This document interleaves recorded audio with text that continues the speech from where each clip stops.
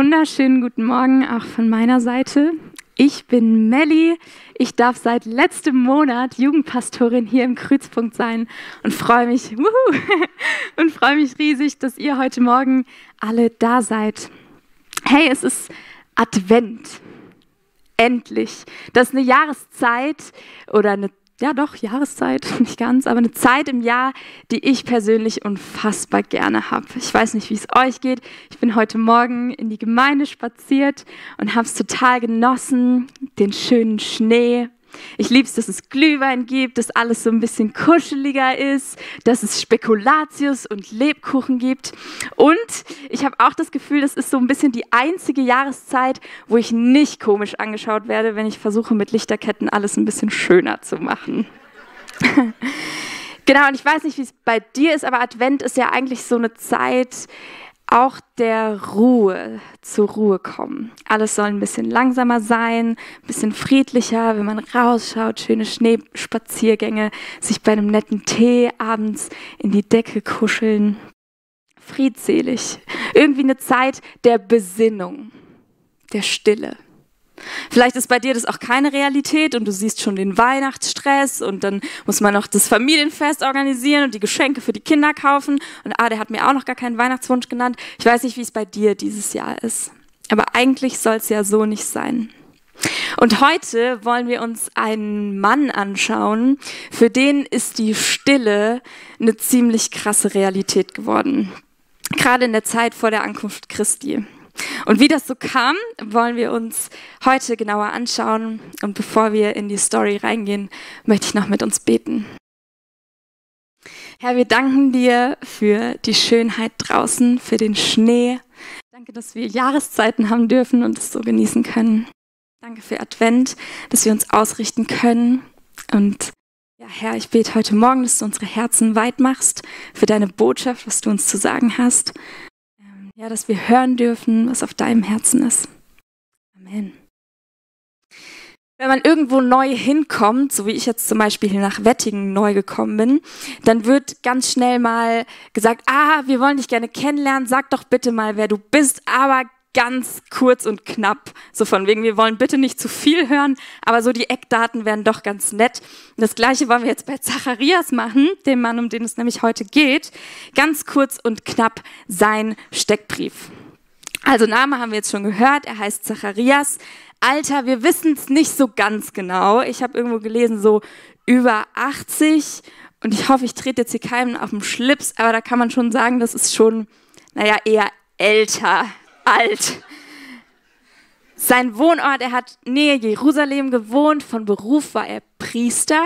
Das ist ein sehr angesehener Job damals gewesen. Er ist verheiratet mit Elisabeth, auch sie ist von priesterlicher Abstammung, also die sind echt ein angesehenes Pärchen und Kinder haben sie keine. Und wenn man jetzt in so einer Vorstellungsrunde ist und jemand sagt, okay, Melli, stell du dich doch mal ganz kurz und knapp vor. Na gut, aber vielleicht so ein besonderes Merkmal, irgendwie so ein Fun Fact, irgendwas, was man über dich nicht weiß, weil einem dann in so einem Moment immer nicht was einfällt, was man sagen kann, habe ich mir irgendwann mal sowas auf Lager genommen und das sage ich euch jetzt, ich habe mal Klarinette gespielt, das sage ich dann immer. Das ist für mich so ein Fun Fact, weil ich habe es ganz okay gemacht, aber nie so gerne, deswegen spiele ich es auch heute nicht mehr. Wenn wir uns jetzt fragen, was ist ein besonderes Merkmal an Zacharias? Da hat im Lukas-Evangelium, Lukas hat so gedacht, da ist eine Sache, das ist wirklich ganz besonders an Elisabeth und Zacharias. Und er sagt, beide lebten so, wie es Gott gefiel und hielten sich in allem genau an die Gebote und Weisungen des Herrn. Hey, krass. Ich hoffe, dass das Menschen einmal über mich sagen und noch besser, dass Gott es einmal über mich sagt. Ein besonderes Merkmal an Melli war, sie lebte so, wie es Gott gefiel und hielt sich in allem genau an die Gebote und Weisungen des Herrn. Krass, Zacharias und Elisabeth, das hat die beiden ausgemacht. Hey, was wünscht man sich mehr? Ich würde mir nichts mehr wünschen, als dass das über mich gesagt wird. Aber Zacharias und Elisabeth, die hatten noch einen Wunsch, der ihnen leider verwehrt geblieben war. Und zwar, wir haben eben gelesen, die beiden hatten keine Kinder. Und sie haben sich das sehnlichst gewünscht, ihr ganzes Leben lang. Und ich kann sie mir nur vorstellen, wie sie immer und immer wieder, vielleicht so, ich habe mir das vorgestellt, so abends, sie kommen zusammen, hey, komm, wir beten noch zusammen, wir machen noch eine Gebetsgemeinschaft. Hey, haben wir ein Anliegen? Ja, schon wieder. Komm, Elisabeth, wir beten wieder zum Herrn, dass er uns ein Kind schenkt.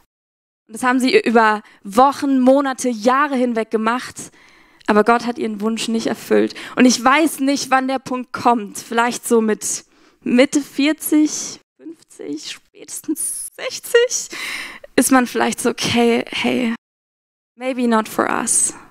Und vielleicht haben sie auch aufgehört zu beten, ich weiß es nicht. Naja, dann war aber ein Tag, vielleicht so ein fast normaler Arbeitstag, und Zacharias geht als alter Mann in den Tempel, um dort seinen Dienst zu verrichten. Hey, und da wurde er ausgelost, die haben damals so gelost, wer einen gewissen Dienst macht, und er wurde an diesem Tag ausgelost, das Rauchopfer im Tempel darzubringen. Das macht Zacharias, er geht als Priester in den Tempel hinein, macht alles, wie er es gewohnt war, und dann auf einmal ist da ein Engel. Und Zacharias hat sich ganz schön erschreckt, man sieht es in seinem Gesichtsausdruck. Er ist so ein bisschen irritiert, oh, da ist noch einer. Ich weiß nicht, wie es euch geht, wenn ihr so vielleicht abends in eurer Wohnung sitzt, irgendwie auf dem Sofa, und auf einmal steht da einer in eurer Wohnung. Ich glaube, da würde mein Gesichtsausdruck auch ungefähr so aussehen. Und er erschrickt, und die Engel, die kennen das schon. Die sind das gewöhnt, wenn die irgendwo hinkommen, dass sie irgendwie nicht so normal in Empfang genommen werden. Und er sagt erstmal, hey Zacharias, keine Angst, du brauchst dich nicht zu fürchten. Und der Engel hat eine Botschaft für Zacharias. Und zwar sagt er, Zacharias, dein Gebet ist erhört worden. Deine Frau Elisabeth wird dir einen Sohn schenken, dem sollst du den Namen Johannes geben. Hey, come on, endlich, nach jahrelangem Beten, die Hoffnung eigentlich schon verloren, kommt da ein Engel und sagt zu Zacharias, dein Gebet ist erhört worden. Gott will euch einen Sohn schenken, den sollt ihr Johannes nennen. Und es geht noch weiter. Nicht nur ein Kind, sondern ich würde sagen, wenn Gott gibt, dann gibt er im Überfluss. Der Engel sagt nämlich, was für ein Kind die beiden bekommen werden. Er wird groß sein in den Augen des Herrn. Er wird keine starken Getränke zu sich nehmen, und schon im Mutterleib wird er mit dem Heiligen Geist erfüllt sein. Viele Israeliten wird er zum Herrn, ihrem Gott, zurückführen. Erfüllt mit dem Geist und der Kraft des Elia wird er vor dem Herrn hergehen. Durch ihn werden sich die Herzen der Väter den Kindern zuwenden, und die Ungehorsamen werden ihre Gesinnung ändern und sich nach denen richten, die so leben, wie es Gott gefällt. Jetzt stell dir vor, es kommt ein Engel zu dir und sagt dir, hey, nach jahrelangem Beten bekommst du endlich ein Kind, und nicht nur irgendeins. Dein Kind wird erfüllt sein mit dem Heiligen Geist. Er wird ein Leiter sein, ein Pionier. Er wird Menschen in die Umkehr führen, Menschen zu Gott hinführen. Du wirst sein Vorbild sein als Vater, weil er wird genauso dem Herrn folgen und ein gottgefälliges Leben führen. Und nicht nur das, du brauchst dir keine Sorgen in seinen Teenagerjahren machen, weil er wird definitiv kein Alkoholiker werden. Das ist die Botschaft des Engels. Hey, ich an Zacharias Stelle, ich wäre ausgeflippt vor Freude, wäre dem Engel in die Arme gehüpft und hätte Gott gelobt und gepriesen und gedankt. Der Zacharias, der hat nur eins im Kopf. Ich bin alt. Das kann doch gar nicht sein. Ich brauche einen Beweis. Ich glaube dir das nicht. Zacharias hat gezweifelt. Und ich weiß nicht, wie es dir geht. Vielleicht gibt es auch bei dir sowas, wo du schon jahrelang für betest. Und mittlerweile zweifelst du schon fast, dass Gott dieses Gebet überhaupt noch erhört. Und an dem Punkt ist Zacharias angekommen. Er zweifelt, dass Gott dieses Gebet, das er sein Leben lang gebetet hat, überhaupt noch erhört. Und ich kann es verstehen. Alle Zeichen, alles, was um ihn rum ist, spricht dagegen, dass Gott diese Bitte noch erfüllt. Aber Gott hatte Größeres vor. Jetzt ist aber das Krasse, dass Zacharias, so wie ich glaube, nicht nur daran gezweifelt hat, dass Gott ihm einen Sohn schenkt. Denn Zacharias ist Priester. Er kennt das Wort sehr, sehr gut. Und eigentlich hätten bei ihm alle Alarmglocken schlagen müssen, als der Engel ihm gesagt hat, was für einen Sohn er bekommen wird. Ich lese euch jetzt 2 Stellen vor und mal schauen, ob bei euch die Glocke läutet, ob ihr das heute schon mal gehört habt. Siehe, ich sende meinen Boten, der vor mir her den Weg bereiten soll. Siehe, ich sende euch den Propheten Elia, ehe der große und furchtbare Tag des Herrn kommt.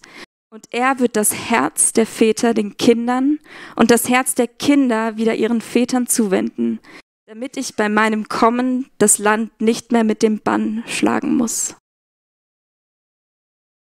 Das sind die letzten Worte, die uns aus dem Alten Testament überliefert sind. Das ist eine Prophezeiung, eine Verheißung, dass der Messias kommt. Und das Volk Israel hat damals genau auf das gewartet. Sie haben darauf gewartet, dass dieser Messias endlich kommt. Und dann ist eine lange Zeit, mehrere 100 Jahre, wo nichts passiert. Und vielleicht ist Zacharias jeden Tag in den Tempel gegangen und hat gebetet, Herr, sende diesen Messias. Aber er hat nicht gesehen, dass irgendwas passiert. Und vielleicht hat er dann auch schon irgendwann angefangen zu zweifeln, dass es überhaupt noch passiert. Und jetzt kommt der Engel und sagt ihm genau das. Hey, es kommt dein Sohn, du darfst gerne die nächste Folie einschalten, dein Sohn Johannes, der wird einen Weg bereiten. Er wird erfüllt sein mit der Kraft des Elia. Und er wird das Herz der Väter den Kindern wieder zuwenden.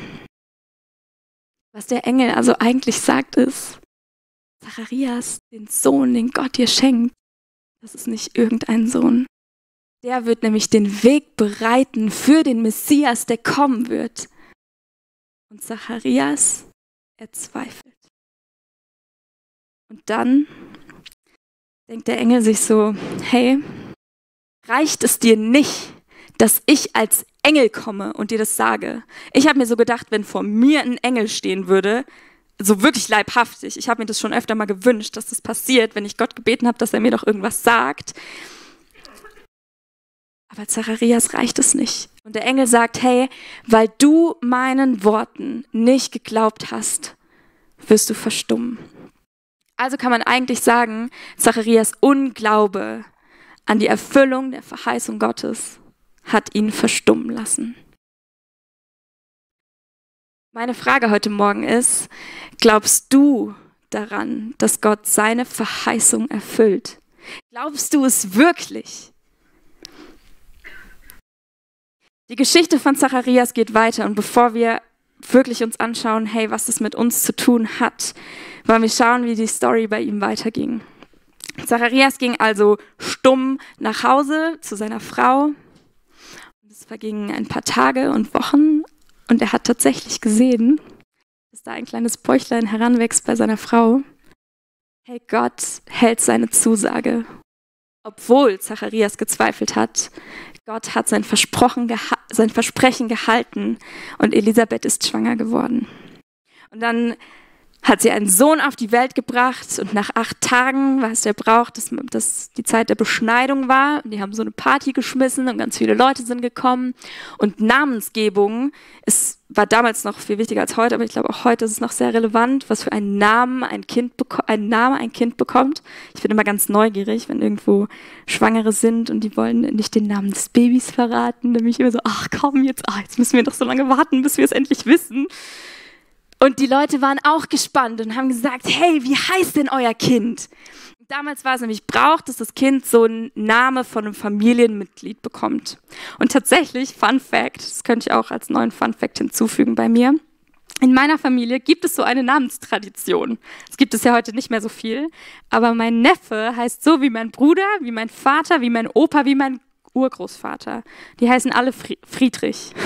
Sehr lustig.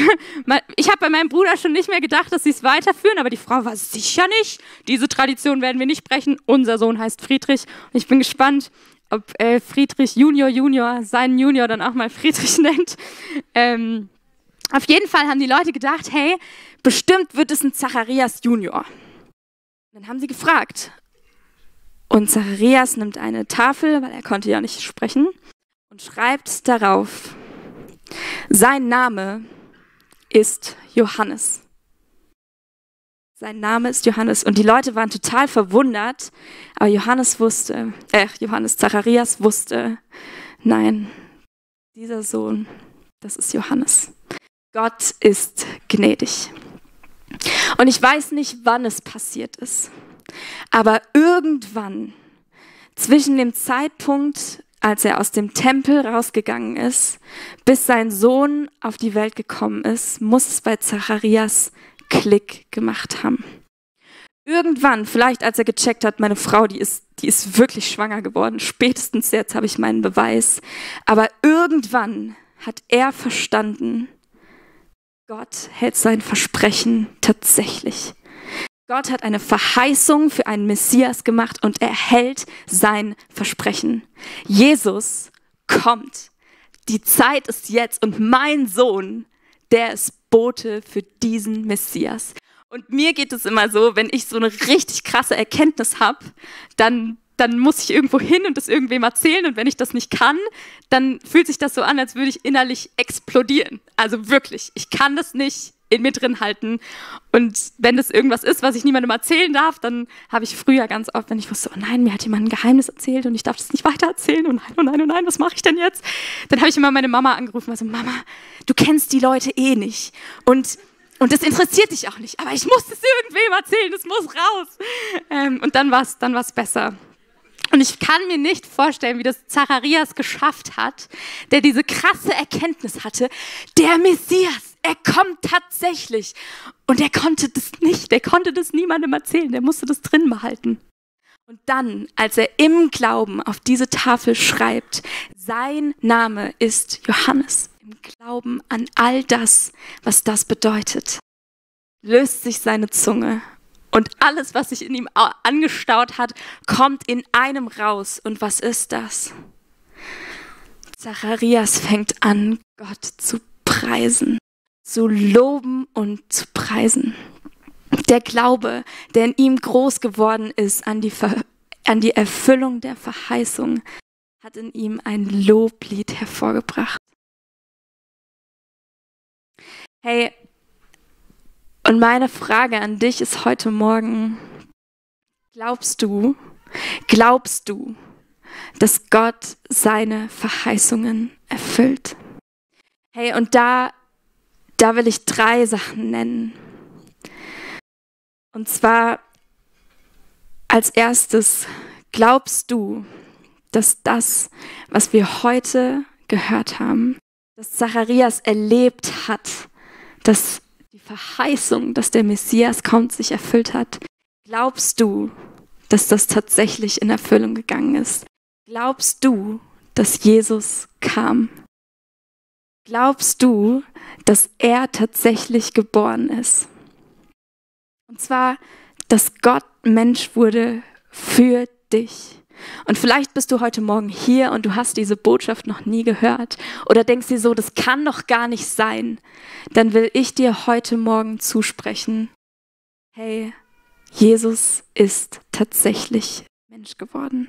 Und er sehnt sich nach nichts mehr, als dass in dir Glaube erwacht. Dass du den Schritt auf ihn zumachst und sagst, ja, Jesus, ich glaube, dass du geboren bist für mich.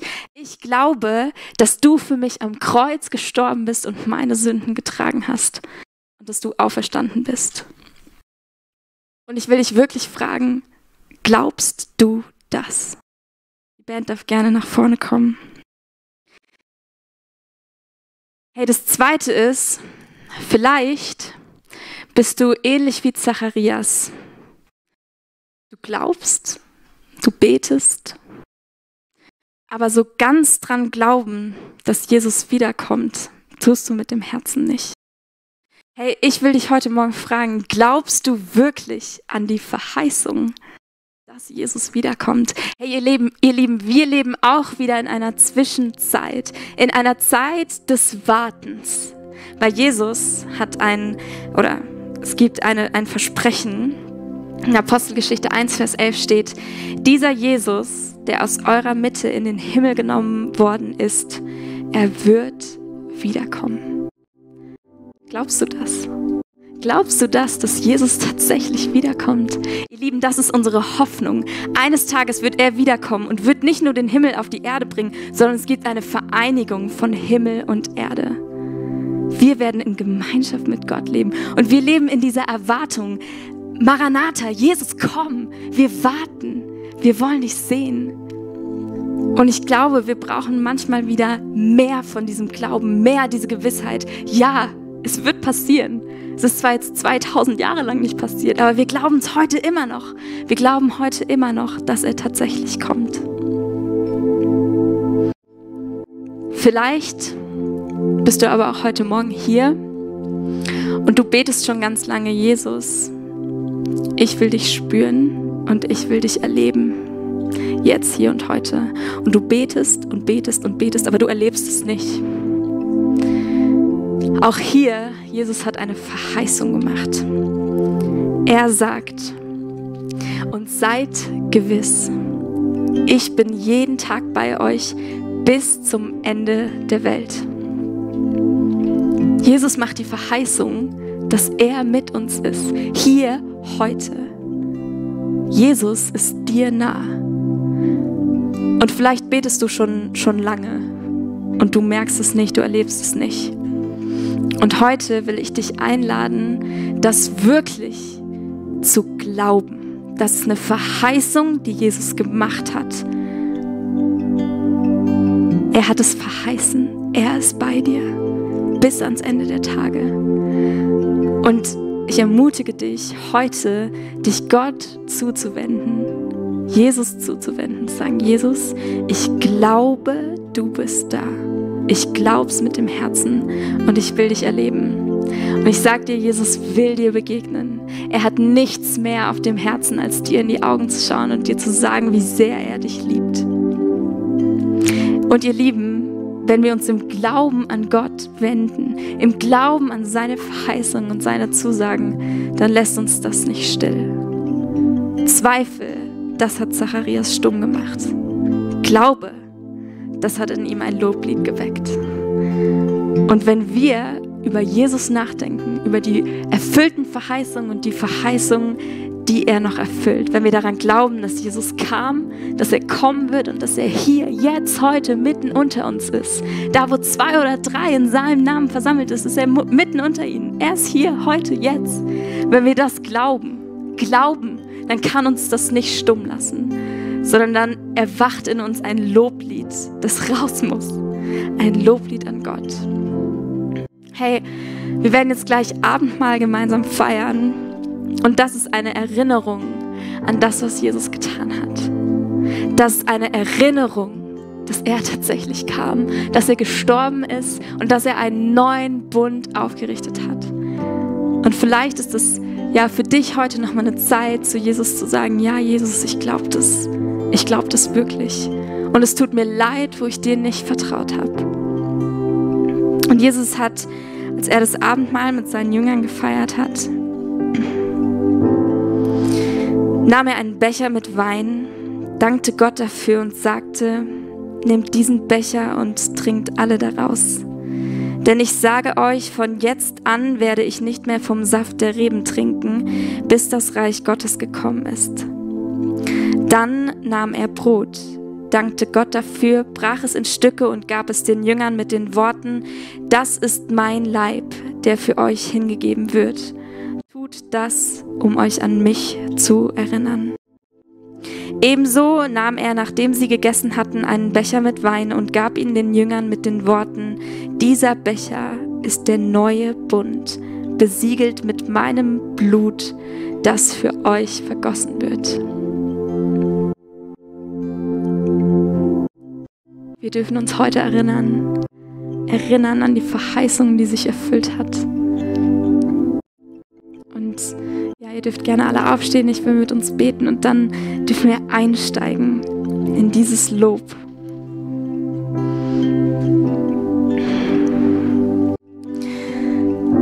Gott, danke, dass du ein Gott der erfüllenden Verheißung bist. dass du ein Gott bist, der Versprechen macht, die er hält. Und Herr, du siehst jeden Einzelnen, du siehst, wo er steht. Und ich bete, dass du jedem Einzelnen dort begegnest. Herr, ich bete, dass du den Himmel öffnest und dass du Glauben in uns erweckst. Ja, Herr, wir sehnen uns danach zu glauben, dass du kamst, dass du jetzt hier bist und dass du wiederkommst. Ich bete besonders für jeden Einzelnen, der sich nach einer Begegnung mit dir sehnt. Jesus, dass du kommst, dass du berührst, dass du in die Augen schaust, dass du Wahrheit sprichst. Jesus, und wir danken dir für dein Werk am Kreuz. Danke, dass wir durch dich wieder in Einheit mit dem Vater leben dürfen. Und danke, dass wir uns heute daran erinnern dürfen in Gemeinschaft, dass wir vor dich kommen dürfen, voll Dankbarkeit für das, was du getan hast. Und Herr, ich bete, dass du in uns ein natürliches Loblied erwachen lässt. Dass aufgrund dessen, wer du bist und was wir erkannt haben, wer du bist, dass wir nicht stumm bleiben können, sondern dass das Loblied rausgeht. Und dass es wirklich rausgeht, dass die Welt es hört, dass du der König der Könige bist. Herr, wir wollen dich loben und wir wollen dich preisen. Wir wollen dich als Herr anerkennen.